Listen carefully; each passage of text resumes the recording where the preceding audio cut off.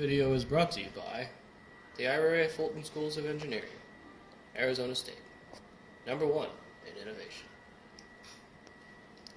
Okay, so this is our Stirling engine.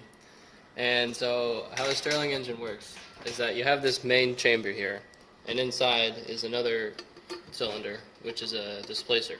It's called a displacer because it moves the air, moves up and down, displacing the air. So this right here is a balloon, which is the diaphragm, and what that's going to do is connect around the top here and be tight and be sealed. And so what happens is right now we have air on the bottom. And so what happens is we have a heat source underneath, and the air is going to heat up. As the air is going to heat up, it's going to expand and rise. And it's going to push the cylinder down, and it's going to push up on the diaphragm, which will push up on these rods. And when these rods are up, it pushes up on this flywheel, and once the flywheel gets over to its next rotation, it will turn, pushing down on the rods and pulling up on the piston. Additionally, what's happening when the piston is in the down position is that this air up here is being cooled so it can return to the bottom and be heated again. So once the cold air returns down to the bottom, it's heated again and moves back up to the top, once again restarting the cycle. Yes, I got it.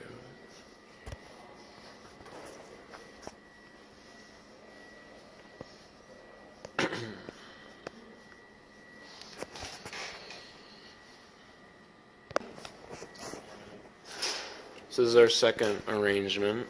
We have tried to get the bottom of the heat engine a little closer to the flames. And as you can see, as it's heating up, the air is indeed expanding, moving to the top of the chamber, which is what's causing this balloon to, or the diaphragm, to look like it's inflating.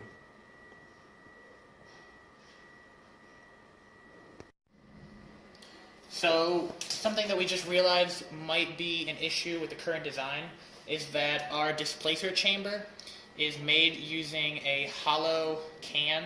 It's kind of like our outer chamber. Because of that, it has air inside. So when the candle heats up the bottom chamber, it is also going to heat up the air within the can, within the inner displacer chamber. Because it's technically an open system, the inner displacer chamber has holes in it. This makes it so that there's no pressure differential between the displacer, the bottom chamber, and the top chamber. So we think this might be part of the reason that we're not seeing any results right now. So in a last-ditch attempt to try to get this thing to work, we've switched to a different mode of heat source, which is a camping stove, which provides a lot more concentrated high-temperature heat than candles. So hopefully when we put this under this type of heat source, the thermal energy will be great enough to get our process to start happening. We have also included the cold sink as well to really try to increase the temperature differential. Alright, let's light it. Ready? Yep. Got it light like up there. No.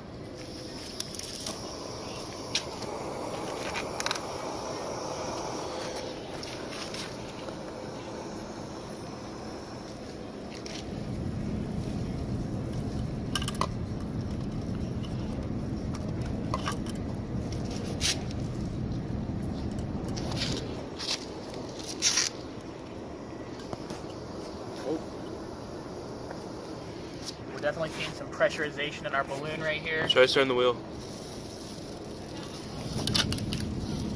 Oh, I think we are on fire. You're on fire. All right, let's put this out. No, let go. It's just the duct tape. It's fine. We're gonna get it to work. Come on.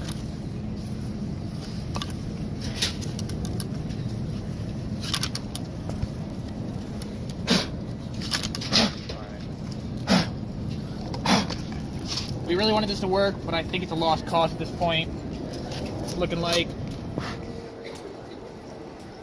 It's also smelling like. All right.